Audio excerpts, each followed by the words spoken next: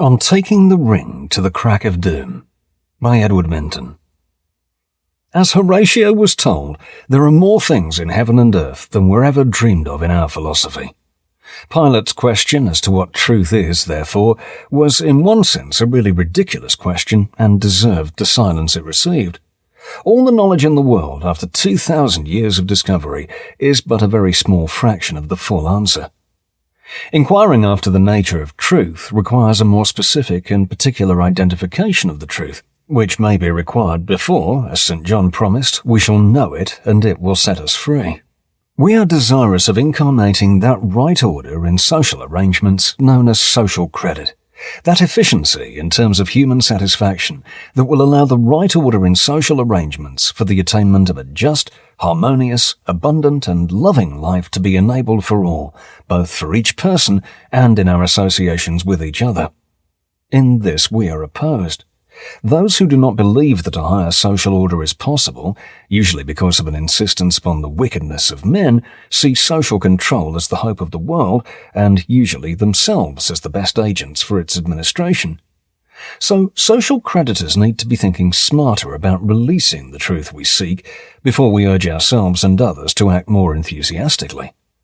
It's often a small and limited truth that unlocks the way, or alternatively leaves it closed in spite of greater efforts. Some military examples may serve here. In the Battle of Waterloo, the gallant French cavalry overrode the English artillery and sent the gunners scurrying back over the ridge into the safety of the infantry squares on about 8 separate occasions. The cannons were abandoned with no enemy in sight. Finding the squares unbreakable, the cavalry withdrew and then again and again charged through the grapeshot to repeat the exercise. Napoleon even had a half-hour nap during this period. A handful of men riding at the rear of the French cavalry with a pocketful of nails and a hammer each could easily have silenced the whole of the English artillery for the whole of the remaining battle by spiking them. Gallantry and panache by the French left the cannons fully operative until the battle was lost. In the charge of the Light Brigade at Beersheba, the Turkish infantry, in the safety of their trenches, found it impossible to stop the exposed Australians during their 2-mile approach. Why? A single Turkish sergeant running down the line and crying out to the machine gunners, "Lower your sights," would have changed the outcome. The truth will indeed set us free, but we need to be mindful of which truth is needful.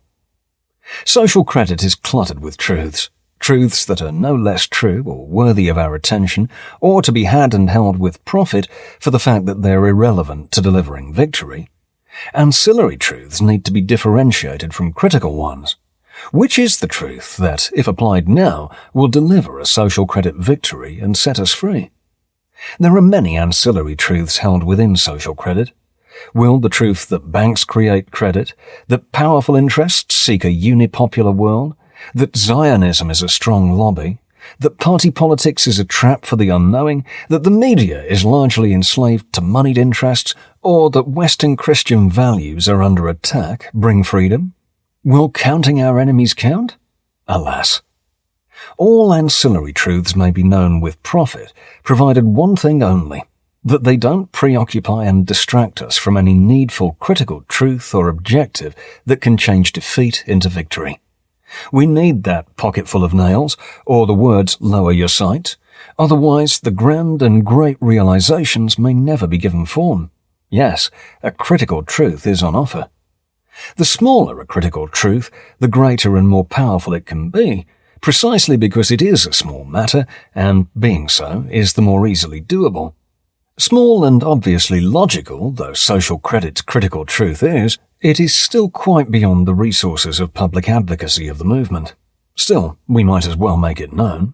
We are not yet a unipolar world, and there are more than 100 governments who could do the thing. It will await a prince with sanctions for accomplishment, and we can but cast our bread upon the waters. The story goes as follows. Public companies find it to their advantage to understand their affairs. To do this, they draw up accounts to quantify their situations.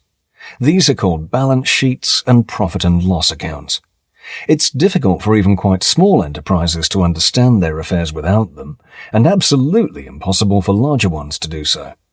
It is mandated in law that public companies do this, and their directors go to jail for neglect of their fiduciary duties unless these accounts are done. The largest entities of all, namely governments, never do these accounts. They do prophetic estimates of what might happen in the forthcoming year. These are usually little more than guesstimates and are known as annual budgets. They also account the gross activity of the preceding year, what businesses call turnover, and call this the gross domestic product, GDP. Why no full account of all assets and liabilities within the nation? Any full and proper national balance sheets? Why no account of the consumer production achieved, set against the payments of income to consumers to induce them to produce it, a national supply and demand, profit and loss account? And of course, in the process, why is there no revealing of the amount of additional income needed to allow the public to buy it all? The answer is that modern capitalism could not survive in the longer term, given public knowledge of the nature these accounts would make manifest. Why so? Two truths could not be endured and survived if known by modern capitalism as it is practiced. One is that money is a liability to national economies. It is that which makes demands upon our assets. It is not a commodity of value.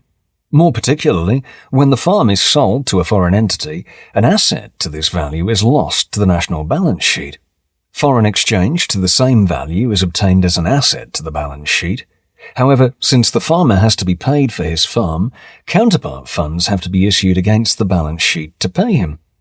The nation loses an asset to the value of X dollars, the farm, gains one to the value of X dollars, foreign exchange, and yet also acquires a liability to the value of X dollars, the additional money issued to the farmer.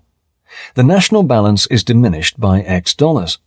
This destroys the sanctity of money as a thing of value and demotes it to the status of an IOU issued against the nation. Favorable balances of trade, which are much beloved by bankers, become unfavorable. Exports hereafter have value only in terms of the imports which they will buy. The second truth these accounts reveal exposes the whole basis of modern capitalist practice as an impost upon the persons composing that nation. The supply and demand or profit and loss national account for a nation such as the United States reveals that the people's total aggregate wages and salaries allow the consumption of only 43% of the GDP. Even when dividends, proprietors' incomes and other personal income is added to wages and salaries, the personal incomes of proper persons amount to less than 60% of the GDP and approximately 80% of personal consumer expenditure, PCE. This identifies the very profitable nature of modern production, but no dividend is issued to United States citizens as the natural shareholders in their country to enable them to use it. It is purchased, however, but can be had only by borrowing sufficient money from the banks, who alone issue new money. The banks hold the people in a perpetual state of servitude and debt as their only means of acquiring what they themselves have produced. With a national profit and loss account in existence, this state of affairs would not even have to be explained. It would eventually dawn upon even a subdued populace in time. With money reduced to the status of a ticket system, a national dividend issued freely to bring consumption into balance with available actual production would be compelling. Enabling full consumption only upon an increase in public indebtedness each year, exacerbating the shortfall in public purchasing power in subsequent years through the repayment of this debt with interest would be exposed for what it is, the most effective, punitive and oppressive system ever devised by man for the central control of the human organism.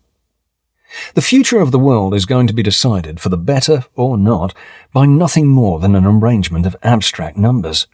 It will not be decided by courage, heroic efforts, wars, philosophical arguments, resolve, or even moral advocacy. It will not be decided by exposing any conspiracy, either real or imagined, by vilifying any others, no matter their depravity, or by pleas for peace, goodwill, and brotherhood.